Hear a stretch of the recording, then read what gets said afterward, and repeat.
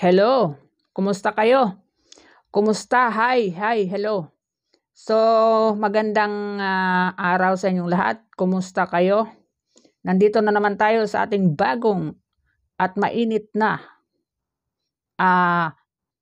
episode sa ating vlogs. Ayan. Kung bago ka pa lang dito sa aking channel, huwag kalimutan i-subscribe yung ating YouTube channel, Mayor Digong 2.0. Ano ba ang ating pag-uusapan ngayon? So, pag-uusapan natin una. So, ano lang natin konti, no? Konti lang. Dito yung bagong live kanina ni Tatay Digong, no? May bago siyang vlog kanina. Bagong vlog. Merong bagong live kanina, no? Doon sa Dabawinyo, ha? Basta Dabawinyo na channel, no? Doon siya nag-live kanina kasama si Attorney Vic Rodriguez at yung iba pang mga abogado. Meron din isa pang abogado doon at yung isang congressman na si Ungab. So pinag-usapan doon guys ang about sa budget sa 2025. So i-click yung notification bell guys para ma-update kayo sa aking mga i-upload na mga bagong video, ha? Please. Ayan, so pangalawa nating pag-usapan itong si Basti. Si Basti nagpaalam na sa mga Dabawinyo. My goodness. Bakit kaya siya nagpaalam na? So, yan ang ating pag-usapan, yung dalawa yan. Okay. So, sino nakakita ng live kanina? Ito, 52 minutes yun eh. Almost 1 hour. Yung vlog na yun. Pasensya na kayo, medyo madilim yung ating video. Kasi nandito tayo sa ating lungga. No? At saka hindi pa talaga naayos yung ilaw natin dito sa ating kwarto at medyo madilim. Tingnan niyo yung ilaw ko dyan sa aking gilid. Ayan, hindi pa to naayos kasi yung ilaw ko sana nasa taas eh. Ngayon hindi pa ito binalikan. Dito muna naglagay ng ilaw temporary dito sa baba. So pasensya na muna kayo, at least marinig nyo ako at medyo madilim yung mukha natin dito, okay lang. So, yung kanina guys, pinag-usapan doon sa live ng Basta Dabawinyo ay itong about sa budget. Yung budget sa 2025 na napirmahan na ni Bongbong Marcos. So, merong merong hocus-pocus na ginawa ang mga involved sa mga budgeting na yan. Hindi kaya ito ang dahilan bakit tinanggal si Saldico? Nagtanong lang naman. Kasi, bakit siya tinanggal? Hindi kaya ito ang isa sa dahilan? Abangan natin ang reaksyon ni Banatbay dito. So, eto lang ang akin sabi nga ni Tatay Digong, dapat managot at pwede makulong ang mga tao na involved dito sa ginawang focus dito sa budget na ito kasi maraming blanco. Blank, fill in the blank. Maraming blanco na doon sa mga papel. Kung napanood ninyo yon, marami doon, pinakita yon, giano yon sa screen kanina, no? At saka yung mga pumirma doon sa budget, nandoon din sila. Pero ito lang ang sigurado, wala yung idol ko doon, hindi siya pumirma, si Kalbo, si Bongo at si Bato. Yun talaga. Idol ko yung dalawang yan, sa si Robin, no? So, hindi sila pumirma. So, ang mga pumirma doon, nandoon na yun, nandoon si Hercito, si Jinggoy, at sino pa? Si Soberi. Of course, ang mga congressman, yung mga congressman na nasa Quadcom. At number 1 doon, si Saldico. Doon nakaperma. Nandoon din si Kimbo, yung pumalit sa kanya. Yun sila. Pumirma din si mga Bilyar. Pero si Cayetano, yung babae, hindi siya pumirma, si Pia, no? So, marami pang pumirma doon, no? Hindi ko nilista 'yun, no? Basta 'yun ang maraming pumirma, mga congressman at saka senador. So, ano kaya ang mangyayari dito? Kasi sabi ni tatay ay dapat managot at merong kaso ang mga involved dito na haharapin. Oh, 'di ba? May kaso. Hindi ito basta-basta kasi bilyon, trilyon ang involved na pera dito ng bayan. Oh. At ang budget daw sa 2025 is illegal. Illegal daw ito, guys. Illegal. Invalid, no? So, abangan natin ano ang pwedeng anong susunod na mangyayari dito. Ano ang sagot? Abangan natin bukas, Lunes.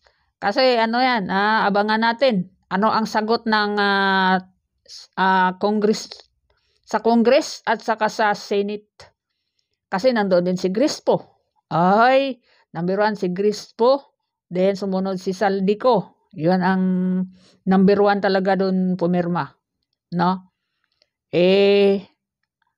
'Di ba? Tapos ng budget tinanggal si Saldico, 'di ba? At ang tanong, bakit ito pinirmahan ng presidente? Pinag-aralan naman niya ito, 'di ba? December 30 na nga siya nagpirma kasi nga pinag-aralan yung budget na yan. Pero bakit hindi niya nakita yung mga blanco na mga ano doon? Parang cheeky kasi yan, guys. Bahala na kayo. Magkano? Example, bigyan ka cheeky. O magkano bang ilagay ko dito?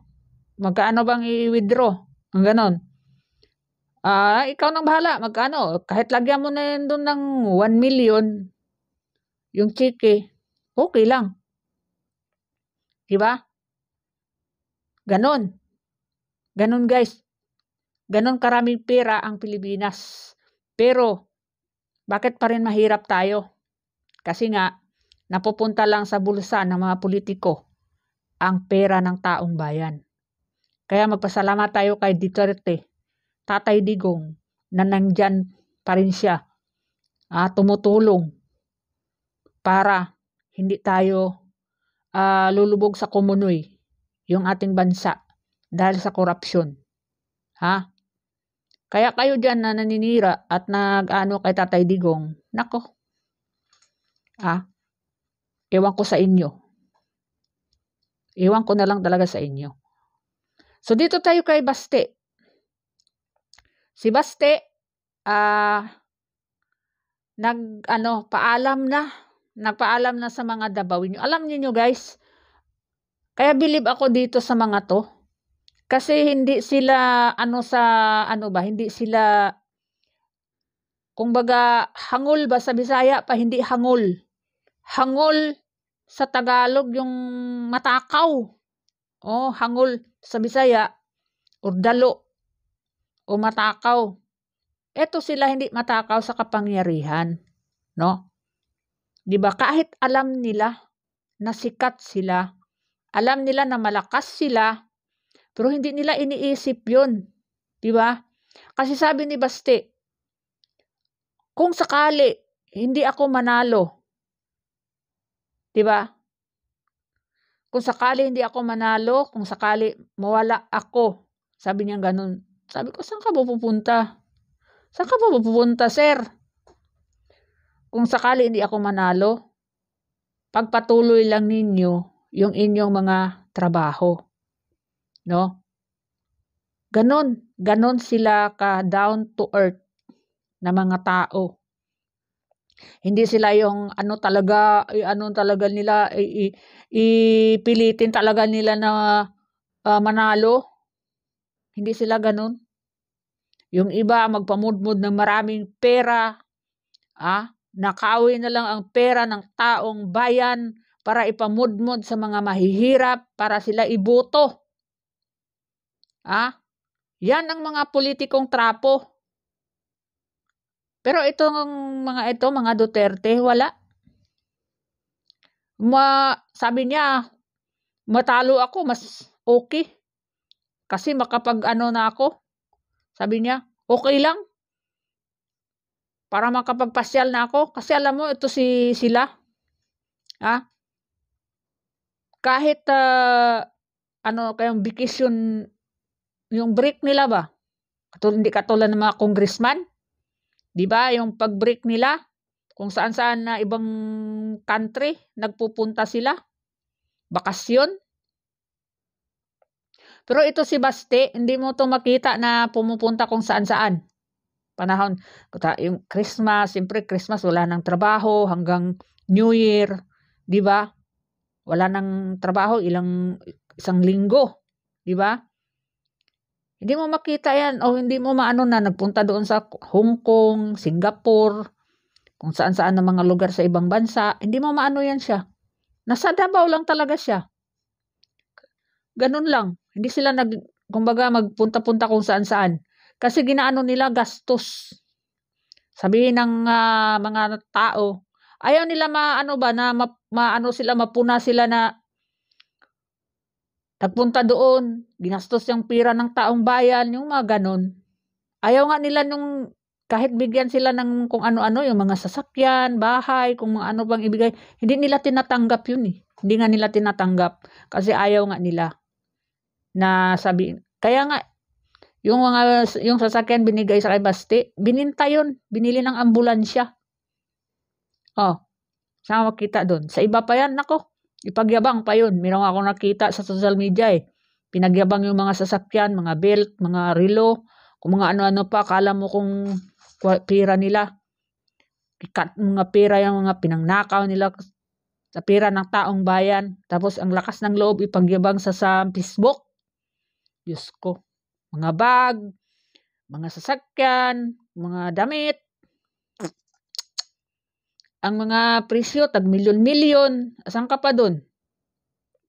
Kahit magsuot pa kayo ng milyon na mga damit, hindi pa rin magbabago yung inyong mukha at ang ugali ninyo. Hindi talaga yung magbago. Dahil doon sa mga millions ng sinusuot ninyo. Yan ang tandaan ninyo guys. At yung mga yun pa ang magdala sa inyo sa kumunoy ng impyerno. Doon sa apoy ng impyerno.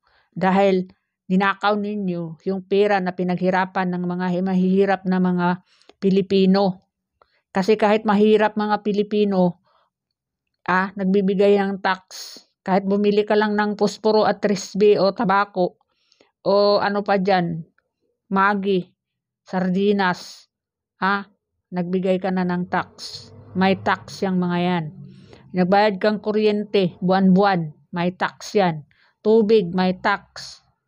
Kaya nagmahal ang kuryente at tubig dahil tinaasan nila yung tax. Tapos, nakawin lang ng mga animal na mga politiko, ang kapal ng mga mumukha ninyo. Ang sarap ninyo ipakulam. So, yun lang guys, ang ano natin. So, pero para sa akin, hindi matalo. Si Baste, hindi matalo. Hindi yan matalo. Panalo pa rin yan. No, pero si Basti nga, naano na niya yung sarili niya na manalo matalo, ipagpatuloy ninyo yung inyong mga trabaho dito sa siyudad ng Davao. Kung ano yung mga inumpisahan natin, ipagpatuloy na lang ninyo. At sa bagong liderato or bagong vice mayor. Yung ganun ba? So, abangan natin. Yun ang nakakaabang na mga pangyayari sa darating na Mayo. Di ba? Sinong mga kinakabahan na dyan? Siguro mga kinabahan dyan yung mga tagilid. Yung mga tagilid na mga politiko. God bless.